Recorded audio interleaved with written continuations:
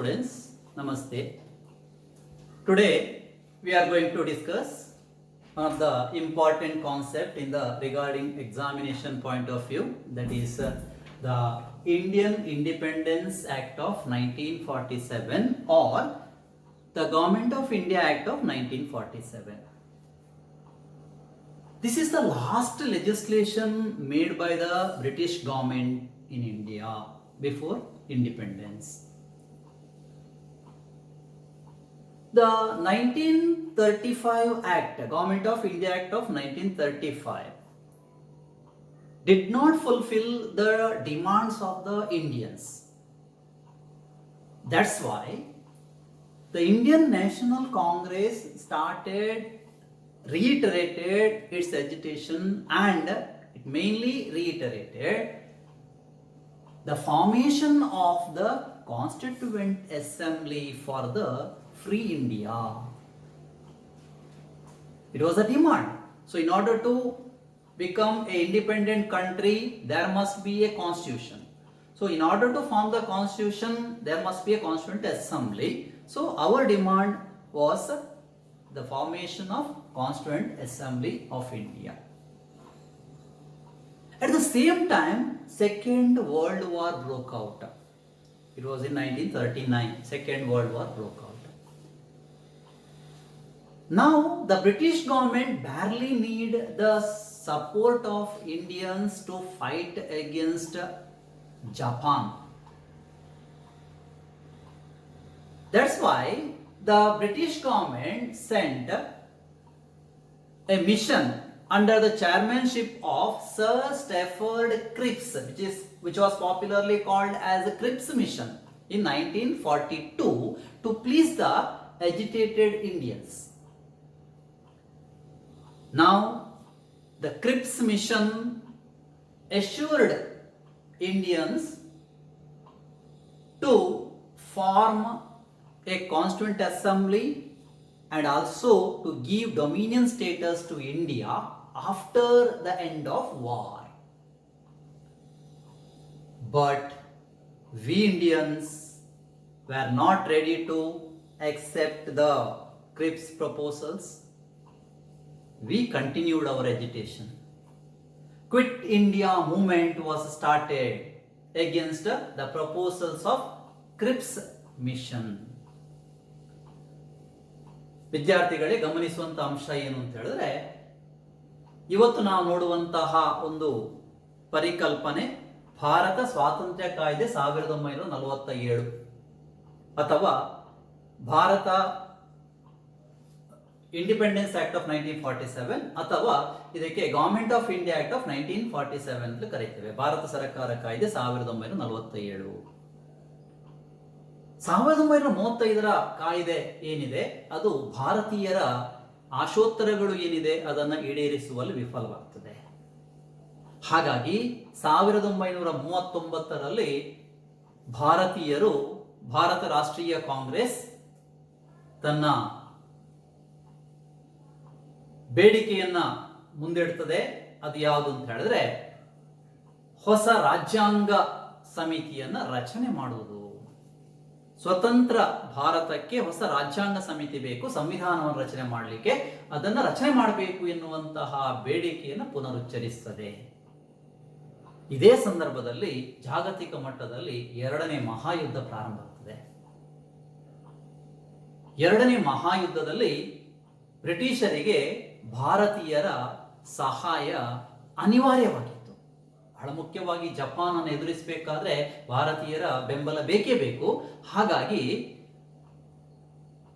ಪ್ರತಿಭಟನೆಯಲ್ಲಿ ನಿರತರಾದಂತಹ ಭಾರತೀಯರನ್ನ ಸಂತುಷ್ಟಿಗೊಳಿಸಲು 1942ರಲ್ಲಿ ಸರ್ ಸ್ಟಾಫರ್ಡ್ ಕ್ರಿಪ್ಸ್ ಎನ್ನುವನ ನೇತೃತ್ವದಲ್ಲಿ ಒಂದು ಸಮಿತಿಯನ್ನ ಭಾರತಕ್ಕೆ ಕಳುಹಿಸಿಕೊಡುತ್ತದೆ, ಭಾರತೀಯರನ್ನ please ಮಾಡಲಿಕ್ಕಾಗಿ.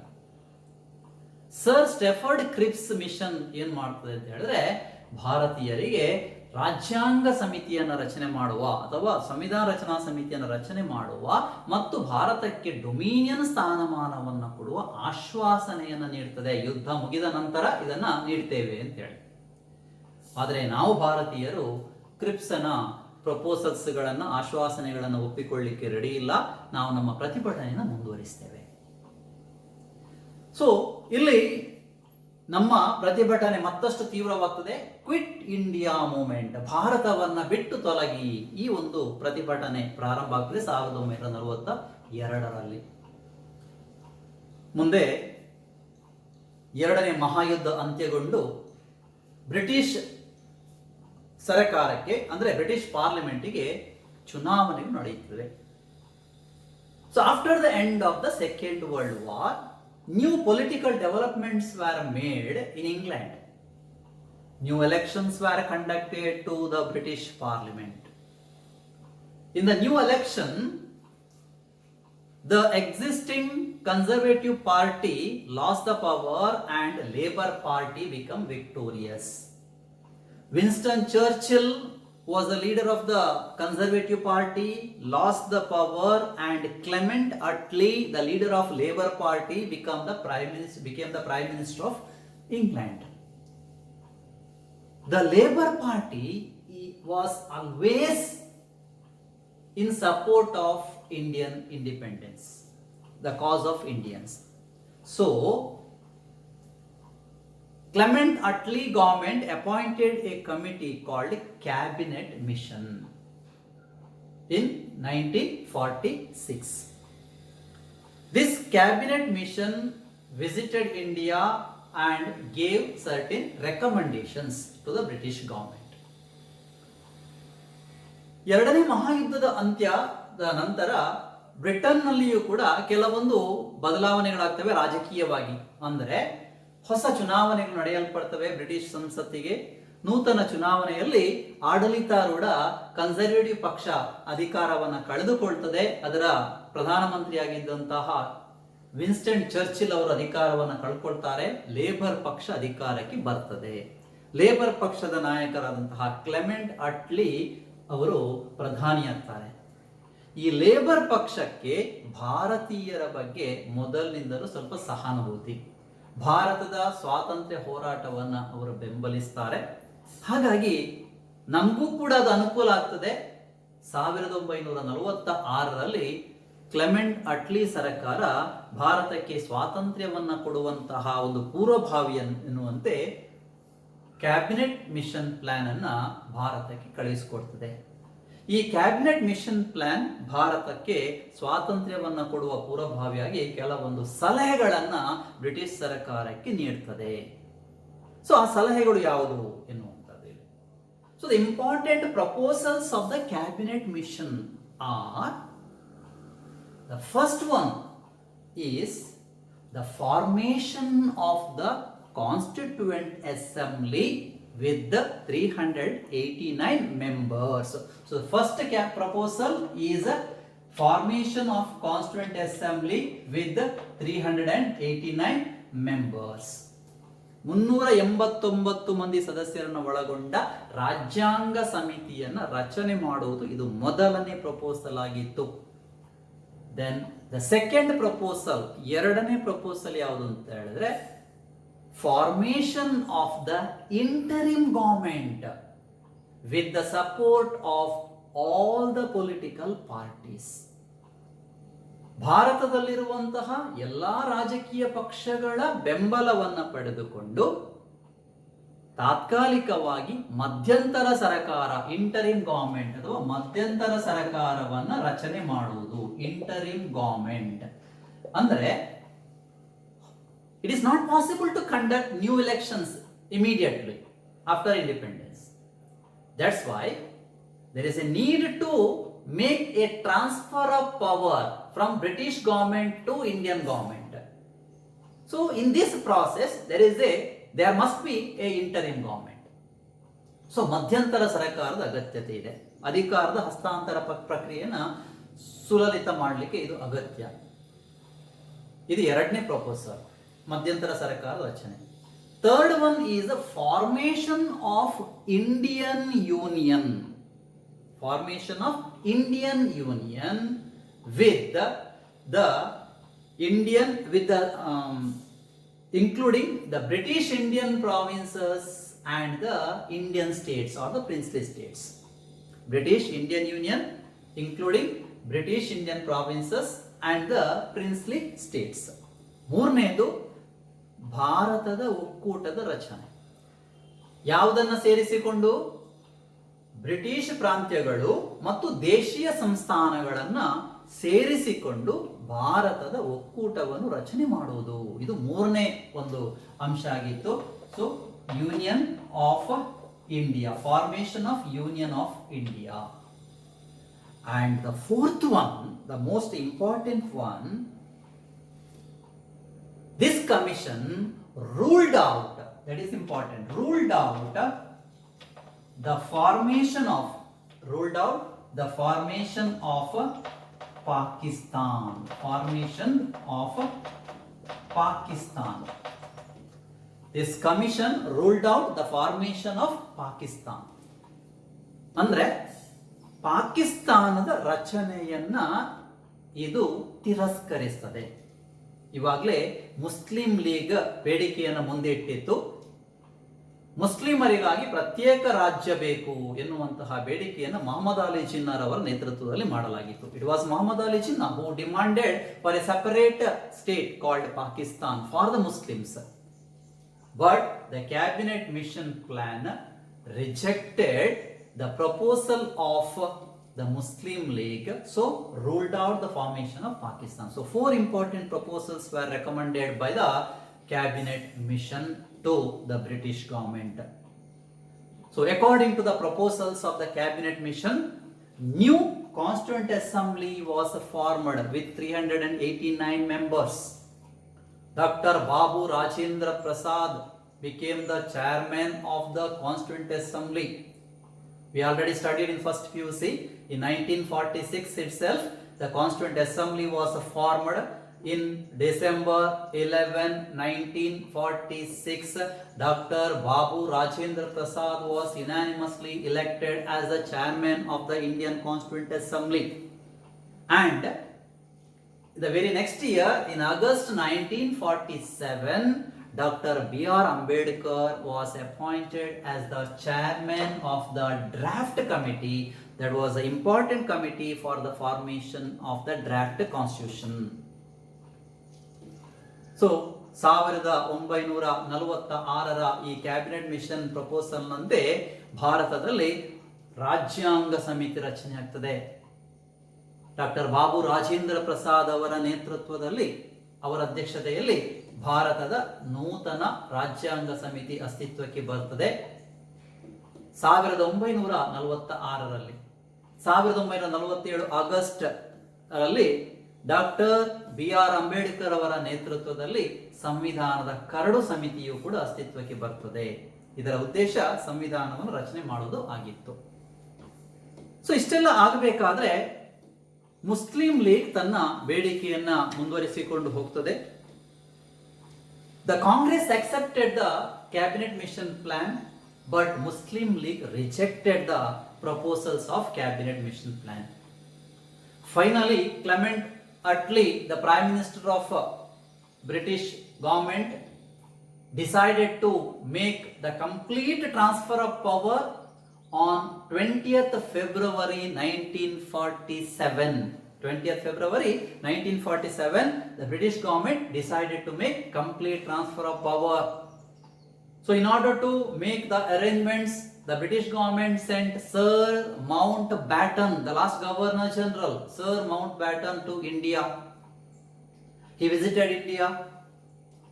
He tried to bring compromise between the Muslim League and the Indian Nation Congress, because the Muslim League was continuously making the demand for a separate Pakistan.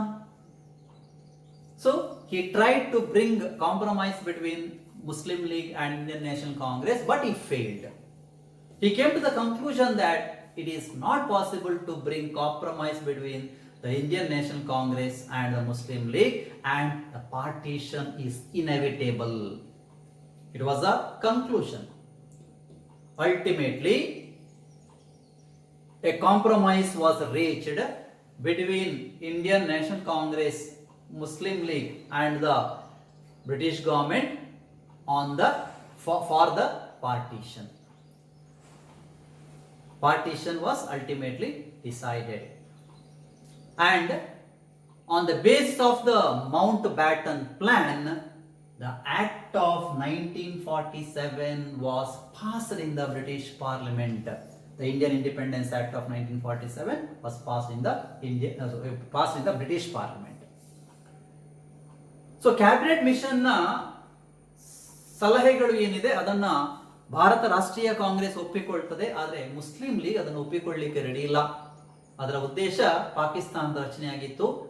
ನೇರ ಕ್ರಮ ಎನ್ನುವಂತಹ ಒಂದು ಬೇಡಿಕೆಯನ್ನ ಅವರು ಮೊಹಮ್ಮದ್ ಅಲಿ ಜಿನ್ನಾರ್ ಅವರು ಹೊರಡಿಸ್ತಾರೆ. ಅಲ್ಲಲ್ಲಿ ಕೋಮು ಗಲಭೆಗಳು ನಡೆಯುತ್ತವೆ. ಪ್ರತ್ಯೇಕ ಪಾಕಿಸ್ತಾನ ಬೇಕೇ ಬೇಕು ಎನ್ನುವಂತಹ ಡಿಮಾಂಡ್ ಅನ್ನ ಅವರು ಮಾಡ್ತಾರೆ. ಇದೇ ಸಂದರ್ಭದಲ್ಲಿ ಬ್ರಿಟಿಷ್ ಸರ್ಕಾರ ಭಾರತಕ್ಕೆ ಸಂಪೂರ್ಣ ಅಧಿಕಾರವನ್ನು ಹಸ್ತಾಂತರ ಮಾಡುವಂತಹ ತೀರ್ಮಾನವನ್ನ 20ನೇ ಫೆಬ್ರವರಿ 1947ರಂದು ತೆಗೆದುಕೊಳ್ತದೆ. ಕ್ಲೆಮೆಂಟ್ ಅಟ್ಲಿ ಸರ್ಕಾರ ತೆಗೆದುಕೊಳ್ತದೆ. ಇಲ್ಲಿಗೆ ಪ್ರಕ್ರಿಯೆ ಪ್ರಾರಂಭ ಆಯಿತು ಅಂತ ತಿಳ್ಕೊಳ್ಳುವ. ಹಾಗಾಗಿ ಈ ಒಂದು ಪ್ರಕ್ರಿಯೆಯನ್ನ ಸುಲಭ ಮಾಡಲಿಕ್ಕಾಗಿ ಲಾರ್ಡ್ ಮೌಂಟ್ ಬ್ಯಾಟನ್ ಅವರನ್ನ ಭಾರತಕ್ಕೆ ಕಳಿಸಿಕೊಡಲಾಗ್ತದೆ. ಕೊನೆಯ ಗವರ್ನರ್ ಜನರಲ್ ಇವರು ಬಂದವರೇ ಮುಸ್ಲಿಂ ಲೀಗ್ ಮತ್ತು ಭಾರತ ರಾಷ್ಟ್ರೀಯ ಕಾಂಗ್ರೆಸ್ನ ನಾಯಕರೊಂದಿಗೆ ಚರ್ಚೆ ಮಾಡಿ ಇಬ್ಬರಲ್ಲಿರುವಂತಹ ಭಿನ್ನಾಭಿಪ್ರಾಯವನ್ನು ಬಗೆಹರಿಸುವಂತಹ ಪ್ರಯತ್ನವನ್ನು ಮಾಡ್ತಾರೆ. ಆದರೆ ಕೊನೆಗೆ ಇದು ಸಾಧ್ಯವಲ್ಲದ ಮಾತು ಎನ್ನುವುದು ಕೂಡ ಅವರ ಗಮನಕ್ಕೆ ಬರ್ತದೆ. ಇಬ್ಬರ ನಡುವೆ ಕಾಂಪ್ರಮೈಸ್ ಮಾಡಲಿಕ್ಕೆ ಸಾಧ್ಯ ಆಗುವುದಿಲ್ಲ. ಕೊನೆಗೆ ಒಪ್ಪಿಕೊಂಡದ್ದು ಏನು ಅಂತ ಹೇಳಿದ್ರೆ ಭಾರತದ ವಿಭಜನೆ. ಸೊ ಭಾರತ ವಿಭಜನೆ ಅಂತಿಮವಾಗಿ ಒಪ್ಪಿಕೊಂಡಂತಾಗ್ತದೆ. ಮೌಂಟ್ ಬ್ಯಾಟನ್ ಅವರ ಈ ಒಂದು ಪ್ರಪೋಸಲ್ಸ್ ಏನಿದೆ ಅದೆಲ್ಲವೂ ಕೂಡ ಸೇರಿ 1947ರ ಭಾರತ ಸರ್ಕಾರ ಕಾಯ್ದೆಯ ರೂಪದಲ್ಲಿ ಬ್ರಿಟಿಷ್ ಪಾರ್ಲಿಮೆಂಟ್ ನಲ್ಲಿ ಪಾಸ್ ಆಗ್ತದೆ. So the act of 1947 was implemented. Now the most important aspect, 5 marks question can be asked in the examination. The 5 marks question is what are the main provisions of the Government of India Act of 1947. 1947ರ ಕಾಯ್ದೆಯ ಪ್ರಮುಖ ಅಂಶಗಳು ಯಾವುದು ಎನ್ನುವುದನ್ನ ಕೇಳ್ತಾರೆ. ಪರೀಕ್ಷೆಯಲ್ಲಿ ಬರುವಂತಹ ಒಂದು 5 ಮಾರ್ಕಿನ ಪ್ರಶ್ನೆ ಇದಾಗಿರುತ್ತದೆ. So the first proposal of the 1947 Act was on 15th August 1947. On 15th August 1947, that particular appointed date, India and Pakistan, two dominions, India and Pakistan, two dominions will be declared independent. 15ನೇ August 1947ರಂದು ಅಂದ್ರೆ ಒಂದು ದಿನ fix ಆಯ್ತು. ಈಗ ಸ್ವಾತಂತ್ರ್ಯ ಕೊಡುವಂತಹ ದಿನ ಫಿಕ್ಸ್ ಆಗ್ತದೆ. 15ನೇ ಆಗಸ್ಟ್ 1947ರಂದು ಭಾರತ ಮತ್ತು ಪಾಕಿಸ್ತಾನ ಎನ್ನುವ ಎರಡು ಭೂಭಾಗಗಳು ಸ್ವತಂತ್ರತೆಯನ್ನ ಪಡೆಯುತ್ತವೆ. ಅಂದ್ರೆ ಸ್ವತಂತ್ರವನ್ನು ನೀಡುವಂತಹ ತೀರ್ಮಾನಕ್ಕೆ ಬರಲಾಗ್ತದೆ. ಎರಡನೇ ಅಂಶ, the second point is the boundaries or the territories of both the dominion of India and Pakistan. The territories of India were Bombay, Madras, UP, Central Province, Bihar, East Punjab, West Bengal, Assam, Delhi, Ajmer and Coorg. These were the provinces or territories of Indian province, and the places of Pakistan were Sindh, Balochistan, West Bengal, West Punjab, East Bengal, North West Frontier Province, Sylhet in Assam. So these places were the territories of Pakistan. So clearly the territories were divided. So in order to mark the boundary between India and Pakistan, a boundary commission was appointed under the chairmanship of Sir Cyril Radcliffe. Be note, Sir Cyril Radcliffe, FFE, Radcliffe. A boundary commission was appointed. It is an important point to remember. for 1 mark question. The question may be asked in examination. Who was the chairman of the Boundary Commission? Who was the chairman of Boundary Commission?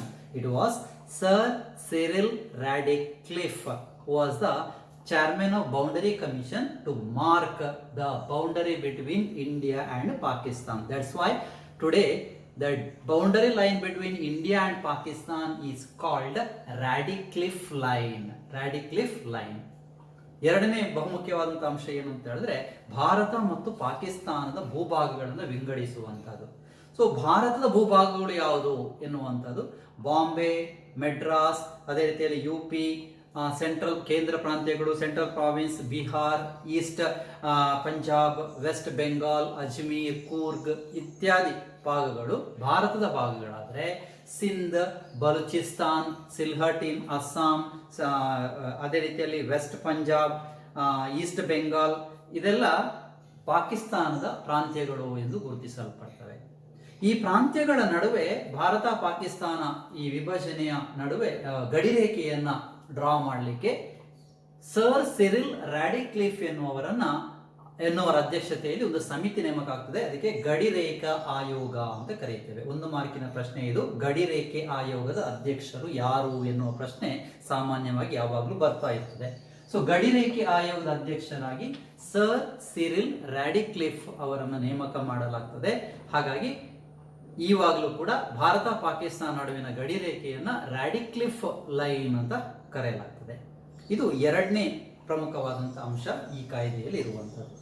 The third important point is the crown was no longer the source of authority. The crown was no longer the source of authority. Crown, ಚಕ್ರವರ್ತಿ ಅಥವಾ ರಾಜಪ್ರಭುತ್ವ is no longer the source of authority. ಅಂದ್ರೆ ತನ್ನ ಸಾರ್ವಭೌಮತೆಯನ್ನು ಕಳೆದುಕೊಳ್ತದೆ. ಭಾರತದ ಮೇಲೆ ಚಕ್ರವರ್ತಿಗೆ ಇದ್ದಂತಹ ಅಧಿಕಾರ ಏನಿದೆ ಅದು 1947 August 15ಕ್ಕೆ ಕೊನೆಗೊಳ್ತದೆ. Then the Governor General and the Provincial Governor, fourth one, the Governor General and the Provincial Governors were become the constitutional heads and they lost the extraordinary power to make legislation. ಇಡೀ British ಅಧಿಪತ್ಯದ ಮುಖ್ಯಸ್ಥರಾಗಿ governor general ಇದ್ರು ಮತ್ತು ಪ್ರತಿ ಪ್ರಾಂತ್ಯಗಳಿಗೆ ಗವರ್ನರ್ಗಳಿದ್ರು. So ಈ governor general ಮತ್ತು ಈ ಗವರ್ನರ್ಗಳು ಇನ್ನು ಮುಂದೆ ಯಾವುದೇ ರೀತಿಯ ಅಧಿಕಾರವನ್ನು ಹೊಂದಿರುವುದಿಲ್ಲ. ಅವರು ಕೇವಲ ಸಂವಿಧಾನಿಕ ಮುಖ್ಯಸ್ಥರಾಗಿ ಮಾತ್ರ ಇರಬಹುದು ಮತ್ತು ಅವರಲ್ಲಿ ಇದ್ದಂತಹ ಶಾಸನಗಳನ್ನು ಮಾಡುವ ವಿಶೇಷ ಅಧಿಕಾರ ಎಕ್ಸ್ಟ್ರಾರ್ಡಿನರಿ ಪವರ್ ಏನಿದೆ ಅದು ಕೂಡ ಹೋಗ್ತದೆ. Extraordinary power of legislation they last. Then the office of the secretaries of state was abolished. Fifth one, the office of secretary of state was abolished. So during the British rule in India, there was a office called secretary of state, Rajya Karyadarshi anta kariteve. So he was like a link between British Indian government and the British government. British Indian government and the British government. So he was a link. So this particular post was abolished after 15th August 1947. ಯಾವಾಗ ಭಾರತಕ್ಕೆ ಸ್ವಾತಂತ್ರ್ಯ ಕೊಡಲಾಗ್ತದ ಆವಾಗ ಈ ಹುದ್ದೆಯ ಅನಿವಾರ್ಯತೆ ಇಲ್ಲ. ಹಾಗಾಗಿ ರಾಜ್ಯ ಕಾರ್ಯದರ್ಶಿ ಎನ್ನುವಂತಹ ಹುದ್ದೆ ಏನಿತ್ತ ಅದು ಹೋಗ್ತದೆ. ಅದು ಬ್ರಿಟಿಷ್ ಸರ್ಕಾರ ಮತ್ತು ಭಾರತದಲ್ಲಿದ್ದಂತಹ ಬ್ರಿಟಿಷ್ ಸರ್ಕಾರದ ನಡುವೆ ಒಂದು ಕೊಂಡಿಯ ರೂಪದಲ್ಲಿ ಕೆಲಸ ಮಾಡ್ತಾ ಇದ್ರು ಅವರು. ಹಾಗಾಗಿ ಅವರ ಹುದ್ದೆ ಹೋಗ್ತದೆ. Then the sixth one is from 15th August 1947 the crown lost its paramountcy over India and Indian states. Paramountcy over India and the Indian states, that is important.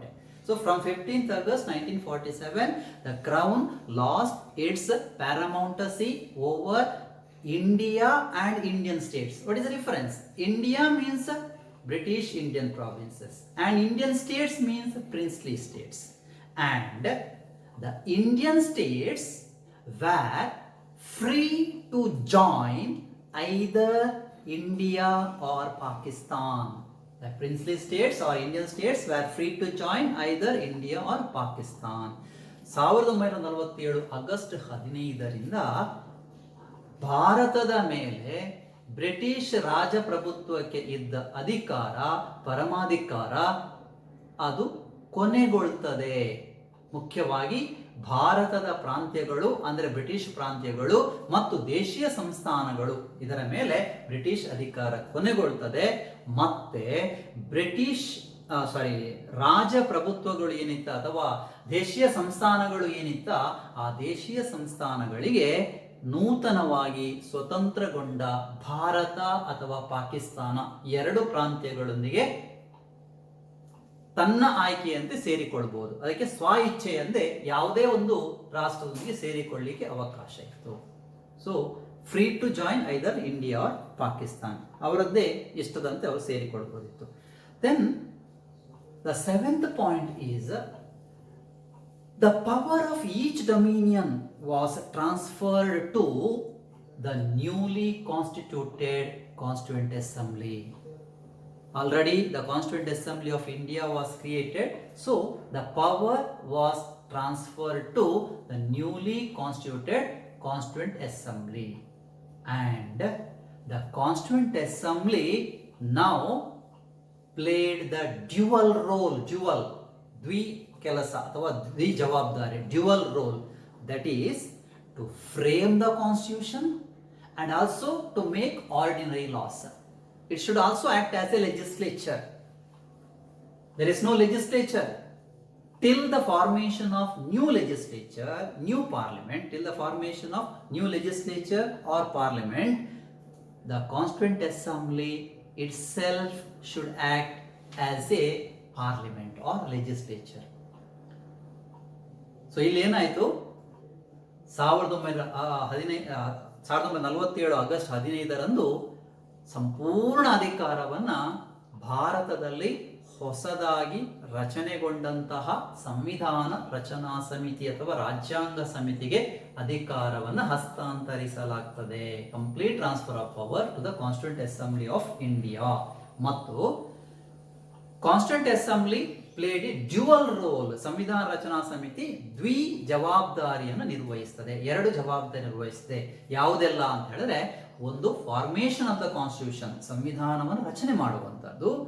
ಎರಡನೇದು act as a legislature to make ordinary laws, ಸಾಮಾನ್ಯ ಕಾನೂನುಗಳನ್ನು ಮಾಡಲು ಶಾಸಕಾಂಗದ ಪಾತ್ರವನ್ನು ನಿರ್ವಹಿಸುವುದು. ಯಾಕೆಂತ ಹೇಳಿದ್ರೆ ಆವಾಗ ಹೊಸ ಚುನಾವಣೆಗಳು ಆಗಿರಲಿಲ್ಲ, ಭಾರತದ ಸಂಸತ್ತು ರಚನೆಯಾಗಿರಲಿಲ್ಲ. ಕಾನೂನು ಪ್ರಕ್ರಿಯೆಯನ್ನು ಮಾಡುವಂತಹ ಅಧಿಕಾರವನ್ನು ಕೂಡ ಸಂವಿಧಾನ ರಚನಾ ಸಮಿತಿಗೆ ನೀಡಲಾಗ್ತದೆ. ಆ ನಂತರ ಕೊನೆಯದಾಗಿ ನಾವು ಏನು ಹೇಳ್ತೇವೆ ಅಂತ ಹೇಳಿದ್ರೆ, until the new constitution is formed, the Act of 1935, the Government of India Act of 1935 would govern the center and the provincial legislatures, provinces with some modifications. ಹೊಸ ಸಂವಿಧಾನ ರಚನೆ ಆಗುವವರೆಗೆ, until the new constitution is formed, ಹೊಸ ಸಂವಿಧಾನ ರಚನೆ ಆಗುವವರೆಗೆ the government of India act of 1935 would govern the centre and provinces with the necessary modifications ಅಂತ ಹೇಳಿ. ಅಂದ್ರೆ ಹೊಸ ಸಂವಿಧಾನ ರಚನೆ ಆಗಲಿಲ್ಲ, ಅದು ಪ್ರಕ್ರಿಯೆ ಇನ್ನೂ ಕೂಡ ದೀರ್ಘವಾದ ಪ್ರಕ್ರಿಯೆ. ಹಾಗಾಗಿ ಹೊಸ ಸಂವಿಧಾನ ರಚನೆ ಆಗುವವರೆಗೆ 1935ರ ಭಾರತ ಸರ್ಕಾರ ಕಾಯ್ದೆಗೆ ಕೆಲವೊಂದು ತಿದ್ದುಪಡಿಗಳನ್ನು ಮಾಡಿ, ಮಾರ್ಪಾಡುಗಳನ್ನು ಮಾಡಿ ಅದನ್ನೇ ಸಂವಿಧಾನ ರೂಪದಲ್ಲಿ ಅಳವಡಿಸಿಕೊಳ್ಳುವುದು. ಸೊ ಒಟ್ಟು 8 ಪ್ರಮುಖವಾದಂತಹ ಅಂಶಗಳನ್ನು 1947ರ ಈ ಕಾಯ್ದೆ ಒಳಗೊಂಡಿದೆ. So then the new legislation has been passed in the British Parliament in the form of Government of India Act of 1947. Independence was given to India and Pakistan, two dominions declared independent. That's why the freedom movement of India become one of the greatest event in the history of India, not only India, even in the world history. It is a hard earned independence. That's why in the very beginning itself I told it is a hard earned independence. It is a prized freedom we won. But one of the black mark is the partition. We fought for the undivided India, independence of undivided India, but we failed to achieve that. We were compelled to accept our independence for a divided India. So India and Pakistan became the two independent territories on 15th August 1947. Thank you, students. In the next class, we are going to discuss interim government of India. Thank you.